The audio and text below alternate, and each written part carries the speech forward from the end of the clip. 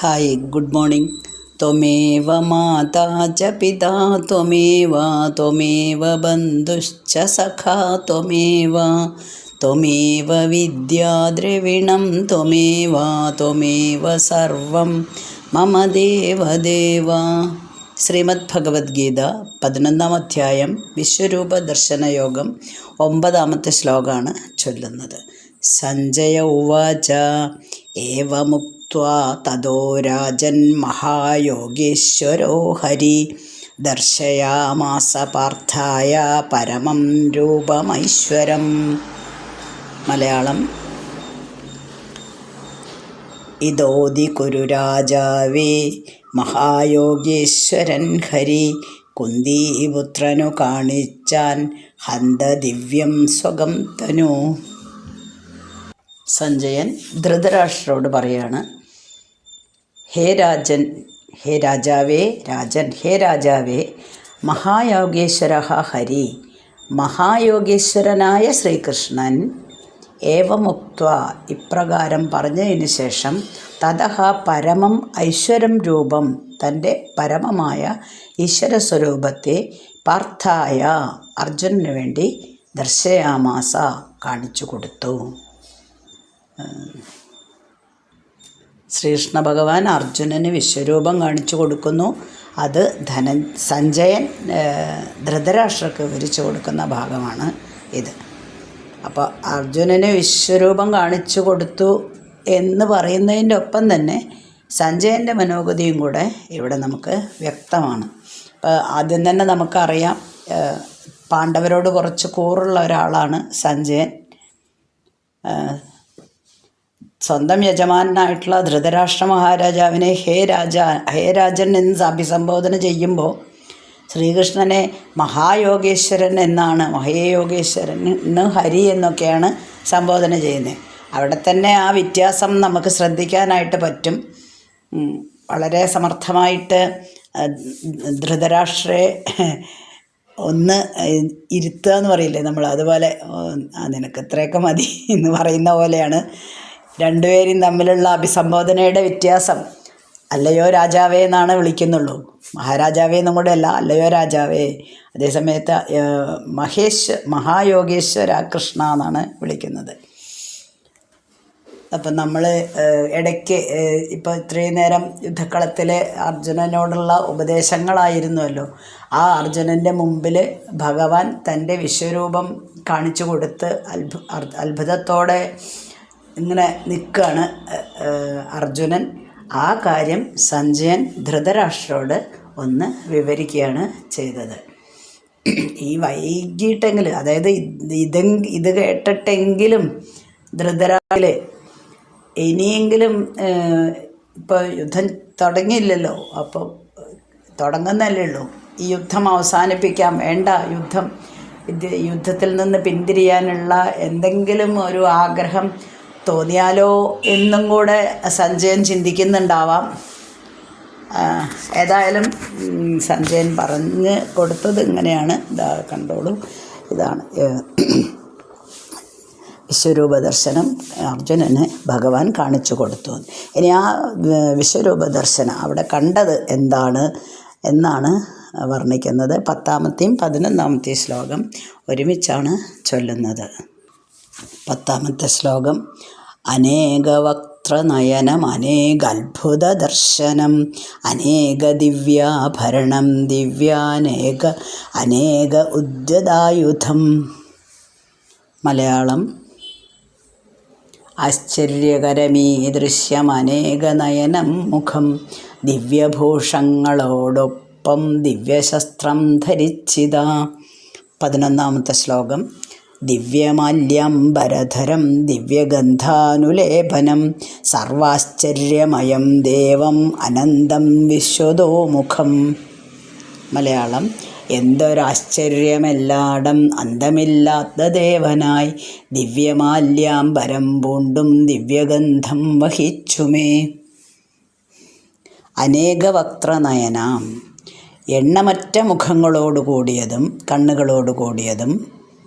മുഖമാവുമ്പോൾ കണ്ണുണ്ടല്ലോ, ഒരു മുഖത്ത് 2 കണ്ണ് വെച്ച് ധാരാളം മുഖങ്ങളും അതിനനുസരിച്ച എണ്ണം കണ്ണുകളും, അനേക അത്ഭുത ദർശനം, കണക്കില്ലാത്ത അത്ഭുത കാഴ്ചകളുടെ ഒരു സമ്മേളനം, അനേക വിദ്യാഭരണം, ധാരാളം ദിവ്യാഭരണങ്ങൾ അണിഞ്ഞ്, ദിവ്യ അനേക ഉദ്യതായുധം ഉയർത്തിപ്പിടിച്ചിട്ടുണ്ട്. ദിവ്യായുധങ്ങൾ മുഴുവനും ഉയർത്തിപ്പിടിച്ചിട്ടുണ്ട്. ശംഖചക്ര ഗദാ പത്മം എല്ലാ ആയുധങ്ങളും അസംഖ്യം എന്നാണ്, കുറച്ചൊന്നുമല്ല, അസംഖ്യം ദിവ്യായുധങ്ങളോട് കൂടിയതും, ദിവ്യമാല്യാംബരധരം, ദിവ്യമാലകൾ അണിഞ്ഞിട്ടുണ്ട്, ദിവ്യവസ്ത്രങ്ങൾ ധരിച്ചിട്ടുണ്ട്.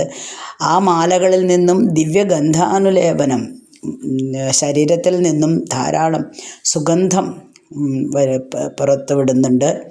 സർവ ആശ്ചര്യമയം, ആർക്കും ചിന്തിക്കാൻ പോലും പറ്റാത്ത അത്ഭുതമാണ് അവിടെ കാണുന്നത്. പല പല ആശ്ചര്യങ്ങൾ നിറഞ്ഞതും ദേവം, പ്രകാശസ്വരൂപവും, അനന്തം, അന്തമില്ലാത്തത്, അറ്റം കാണാൻ ഒക്കാത്തതുമായ വിശ്വതോമുഖം, സർവത്ര മുഖമുള്ള ആ രൂപം, എങ്ങനെയുള്ള രൂപമാണ് കണ്ടത്. ഇത് ശരിക്കും ഇത് കേട്ട് കഴിഞ്ഞാൽ നമ്മൾക്ക് നല്ല ചിത്രം വരയ്ക്കുന്ന ആൾക്കാരൊക്കെ ആണെങ്കിൽ ഇങ്ങനെ ഒരു വരച്ചെടുക്കാനായിട്ട് പറ്റുമല്ലേ. അപ്പോൾ സഞ്ജയൻ കൂടെ സാക്ഷ്യം വഹിക്കുകയാണ് ഈ കാര്യത്തിന്. എങ്ങനെയുള്ളതാണ് കണ്ടത് എന്നുള്ളതാണ് വിവരിച്ചത്.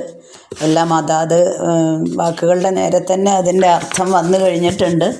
ധാരാളം മുഖങ്ങളോട് കൂടിയത്, കണ്ണുകളോട് കൂടിയത്, അത്ഭുത കാഴ്ചകൾ, അനേക അത്ഭുത ദർശനം എന്നാണ്. ലോകത്തിൽ ഒരിക്കലും ദർശിക്കാൻ പറ്റാത്തൊരു കാര്യമാണിത്. അത്രയും അത്ഭുതമാണ്. മാത്രമല്ല വിശ്വം മുഴുവനായിട്ടും നിറഞ്ഞു നിൽക്കുകയാണ് ചെയ്യുന്നത്. ദിവ്യാഭരണങ്ങൾ ധരിച്ചിട്ടുണ്ട്, ധാരാളം ദിവ്യ ആയുധങ്ങൾ ഉയർത്തിപ്പിടിച്ചിട്ടുണ്ട്, ദിവ്യമാലകൾ അണിഞ്ഞിട്ടുണ്ട്, വസ്ത്രങ്ങളും ദിവ്യമായിട്ടുള്ള വസ്ത്രങ്ങൾ ധരിച്ചിട്ടുണ്ട്, സുഗന്ധദ്രവ്യങ്ങൾ പൂശിയിട്ടുണ്ട് ദേഹത്ത്. ആശ്ചര്യങ്ങൾ നിറഞ്ഞതാണ്, പ്രകാശം ചൊരിയുന്നതാണ്. നേരത്തെ പറഞ്ഞിട്ടുണ്ട്, അനേകാദിത്യന്മാർ ഒന്നിച്ചുദിക്കുമ്പോഴുള്ള പ്രകാശത്തിന് തുല്യമാണ് എന്ന്. ഒരു സൂര്യൻ്റെ പ്രകാശം പോലും നമുക്ക് നല്ല സണ്ണി ഡേയ്സ്, അതായത് ഏപ്രിൽ മെയ്യിലോ മാർച്ചിലെ മെയ് മാസത്തിലോ ഒക്കെ നമുക്ക് സൂര്യൻ്റെ 8 മണി കഴിഞ്ഞാൽ പുറത്തിറങ്ങണമെങ്കിൽ വെയിലത്ത് നമ്മൾ കുടയെടുക്കുന്ന ആൾക്കാരാണ്. നേരിട്ട് സൂര്യനെ നോക്കാൻ പോലും പറ്റില്ല നമുക്ക്, അത്രയ്ക്കും പ്രകാശമാണ്. അങ്ങനെയുള്ള അനേകം ആദിത്യന്മാർ ഒരുമിച്ച് ഉദിച്ചു കഴിഞ്ഞാലത്തെ അവസ്ഥ നമുക്ക് ഊഹിക്കാനായിട്ട് പറ്റും. അപ്പം തൻ്റെ വിരാട് രൂപത്തെ എങ്ങനെ വർണ്ണിക്കുക? കുറച്ച് വാക്കുകൾ എഴുതിയെന്നേ ഉള്ളൂ, വാക്കുകളെ കൊണ്ടൊന്നും വർണ്ണിക്കാൻ പറ്റാത്തതാണ്. അത് എല്ലാം സഞ്ജയനും മനസ്സിലിങ്ങനെ കാണുകയാണ് ആ രൂപം. കാരണം അർജുനനാണ് ഇത് നേരിട്ട് കാണിച്ചു കൊടുക്കുന്നുള്ളൂ, സഞ്ജയൻ അത് മനസ്സിൽ കാണുകയാണ് ചെയ്യുന്നത്.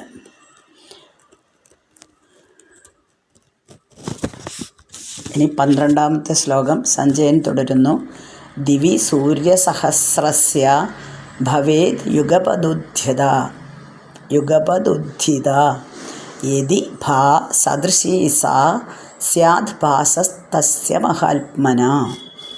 മലയാളം.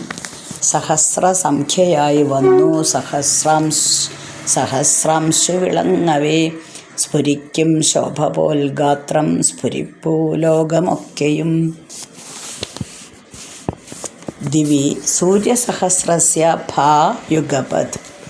ആകാശത്തിൽ 1000 സൂര്യന്മാർ ഒന്നിച്ചു ഉദിച്ചാലത്തെ പ്രഭ. ഉദ്ധിത ഭവേത് യദി സ തസ്യ മഹാത്മനഃ. ആ മഹാത്മാവിൻ്റെ ഭാസഹ സദൃശീ സ്യാത്. ആ മഹാത്മാവിൻ്റെ പ്രഭയ്ക്ക് തുല്യമായേക്കാം. 1000 സൂര്യന്മാർ ഉദിച്ചു കഴിഞ്ഞാൽ എത്ര പ്രഭാവമുണ്ടോ ഏകദേശം അത്രേ പറയാൻ പറ്റുള്ളൂ. അതിനേക്കാൾ പ്രഭയാണ് എങ്കിലും ഏകദേശം അത്രയെങ്കിലും, അല്ല 1000 സൂര്യന്മാർക്ക് അത്ര പ്രഭയേ ഉണ്ടാവുള്ളൂ. ഭഗവാന്റെ പ്രഭ അതിലും വലുതാണ്. എങ്കിലും ഒന്ന് ഉപമിക്കുകയാണ്. ആകാശത്തിൽ 1000 സൂര്യന്മാർ ഉദിച്ചാലുള്ള പോലത്തെ പ്രഭ ആ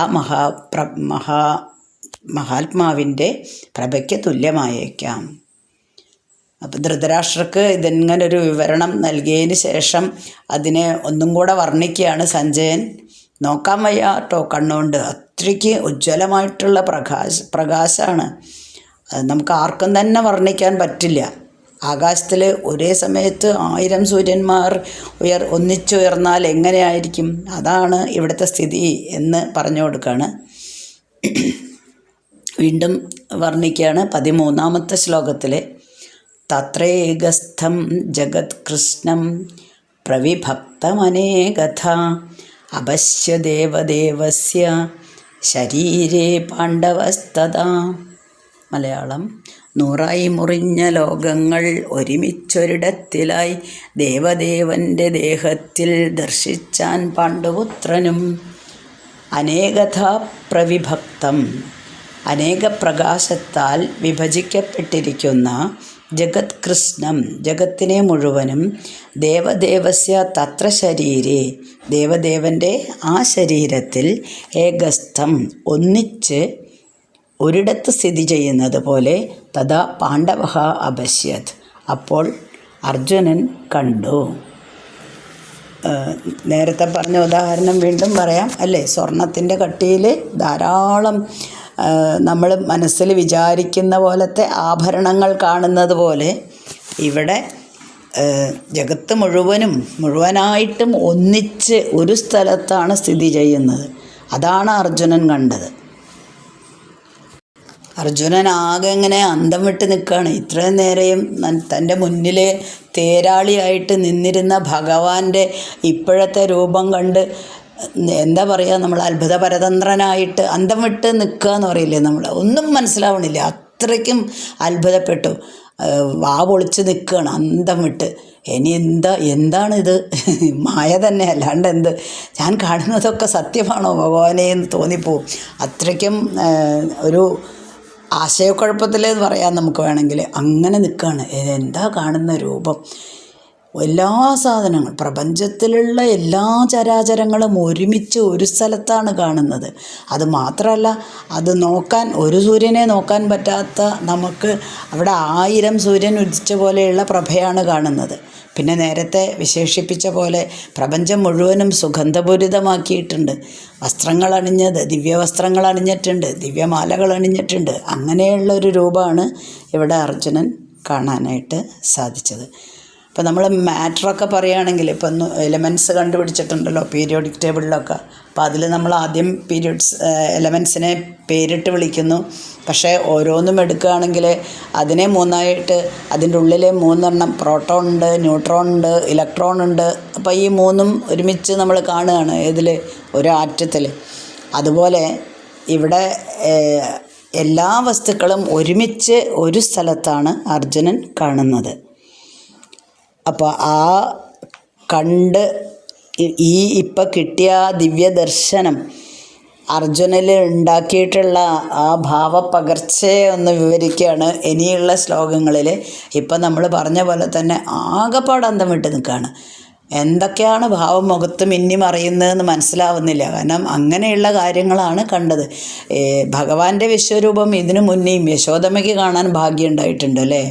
മണ്ണ് തിന്നു കണ്ണൻ എന്ന് പറഞ്ഞിട്ട്, കഷ്ടം കുമാര തവ വാ പിളർന്ന് കാട്ടേണമെന്നമ്മ പറഞ്ഞ നേരം ഒട്ടും മടിക്കാതെ പിളർന്നു വക്രം കാട്ടിയിടിനാൻ കൈതവമർത്യമൂർത്തി. മണിപ്രവാളത്തിലുള്ളതാണ്. അപ്പോൾ മണ്ണ് തിന്നൂല്ലേ കണ്ണാ നീയെന്ന് ചോദിച്ചപ്പോൾ, ഇല്ല അമ്മേ, ഞാൻ മണ്ണൊന്നും തിന്നിട്ടില്ല കേട്ടോ. എന്നാൽ വായ തുറന്ന് കാണിക്കേ എന്ന് പറഞ്ഞപ്പം ഭഗവാൻ ഉണ്ണിക്കണ്ണൻ വായ തുറക്കുന്നു. യശോദമ്മ വിശ്വരൂപം മുഴുവനായിട്ട് കാണുന്നു. പക്ഷെ ആ അമ്മയ്ക്ക് അത് സഹിക്കാനുള്ള ഒരു ശക്തി ആയിട്ടില്ല. ഈ വിശ്വരൂപ ദർശനം എന്ന് പറഞ്ഞാൽ അതാണ് ഒരു നിമിഷത്തേക്ക് മാത്രമേ കാണിക്കുള്ളൂ എന്ന് പറഞ്ഞത്. കാരണം അത് ഉൾക്കൊള്ളാൻ നമുക്ക് പറ്റില്ല. നമ്മൾ പെട്ടെന്ന് ഹാർട്ട് അറ്റാക്ക് വരുമെന്ന് പറഞ്ഞ മാതിരി ഇതുവരെ ഉണ്ടായിരുന്ന അവസ്ഥയിൽ നിന്ന് പെട്ടെന്ന് ഒരു വസ്തു കാണുമ്പോൾ നമ്മളുടെ മനസ്സ് എന്തോ ആവുന്ന പോലെ യശോദമ്മയ്ക്ക് ഒരു നിമിഷം അത് കാണിച്ചു കൊടുത്തു. യശോദമ്മ സകല ലോകങ്ങളും 14 ലോകങ്ങളും ഭഗവാന്റെ വായിൽ കാണുകയും അന്തം വിടുകയും ചെയ്തിട്ടുള്ള കഥ നമ്മൾ പഠിച്ചിട്ടുണ്ട്. അത് അടുത്ത നിമിഷം തന്നെ അതിൽ നിന്നെല്ലാം മാറ്റി മായയിലേക്ക് തന്നെ കൊണ്ടുവരികയും ചെയ്തു ഭഗവാൻ. അതേപോലെ തന്നെ തൻ്റെ ജനന സമയത്തും അല്ലേ, കൈകാൽ കുടഞ്ഞിട്ട് കിടക്കുന്ന ബാലൻ ആരാണ് എന്ന് വ്യക്തമാക്കി കൊടുത്തിട്ടുണ്ട് വസുദേവർക്കും ദേവകിക്കും. ഇതെല്ലാം നമ്മൾ പഠിച്ചിട്ടുള്ള ഉദാഹരണങ്ങളാണ്. അതുപോലെ ഇപ്പോൾ ഇവിടെ അർജുനന് ഒരു നിമിഷം ഈ വിശ്വരൂപം കാണാനുള്ള ഭാഗ്യമുണ്ടായി. അതെന്തുകൊണ്ടാണ്? ഭഗവാന്റെ ഒരു അനുഗ്രഹം കൊണ്ട് മാത്രമാണ്. അല്ലെങ്കിൽ അവിടെ സാധ്യമല്ല. ഇതെല്ലാം പറഞ്ഞ് ഇത്ര നേരം അടുത്ത് നിൽക്കുന്ന ശ്രീകൃഷ്ണനെ മാത്രമേ അർജുനൻ അറിയുള്ളൂ. സാക്ഷാൽ പരമാത്മാവിൻ്റെ രൂപം എന്താണ് എന്ന് കാണാനുള്ള ഒരു ഭാഗ്യം സാധാരണ ആർക്ക് മാത്രമേ കിട്ടുള്ളൂ? തത്വജ്ഞാനികൾക്ക് മാത്രമേ, യോഗികൾക്ക് മാത്രം ലഭിക്കുന്ന ഒരു ഭാഗ്യമാണ് ഇവിടെ മനുഷ്യനായിട്ടുള്ള അർജുനൻ ലഭിച്ചത്. ഒരു നിമിഷ നേരത്തേക്കെങ്കിലും ഇതാണ് സംഭവം, അല്ലെങ്കിൽ ഇതാണ് സാക്ഷാൽ ഭഗവാൻ പരമാത്മാവ് എന്ന് അർജുനന് കാണാനുള്ള ഭാഗ്യം കിട്ടിയത് ഭഗവാന്റെ ഒരു അനുഗ്രഹം കൊണ്ട് മാത്രമാണ്. നമ്മൾ പറഞ്ഞിട്ടുണ്ടല്ലേ, നമ്മൾ എത്രയൊക്കെ സാധന ചെയ്താലും ഭഗവാന് കൂടെ തോന്നണം നമ്മൾ അതിന് പര്യാപ്തമാണെന്ന്. ഇന്നലെ വായിച്ച ശ്ലോകങ്ങളിൽ നമ്മൾ പറഞ്ഞു. അപ്പം അർജുനൻ അതിനുള്ള പാകമായി മനസ്സിന് എന്നതുകൊണ്ടാണ് കാണിച്ച് കൊടുത്തത്. അപ്പോൾ അർജുനൻ്റെ മുഖത്തുണ്ടാവുന്ന ഭാവപ്പകർച്ചയാണ് ഇനി അടുത്ത ശ്ലോകങ്ങളിൽ 14ാമത്തെ ശ്ലോകത്തിൽ വിവരിക്കുന്നത്. അത് നമുക്ക് അടുത്ത ദിവസം ചൊല്ലാം. ഓക്കെ. അസ്മിൻ പരാത്മന്നനുപാത്മകൽപേതുമിത്തമുത്ഥാപിത പത്മയോനി അനന്തഭൂമാ മമ രോഗരാശിം നിരുന്ധിവാദാലയ വാസവിഷ്ണു.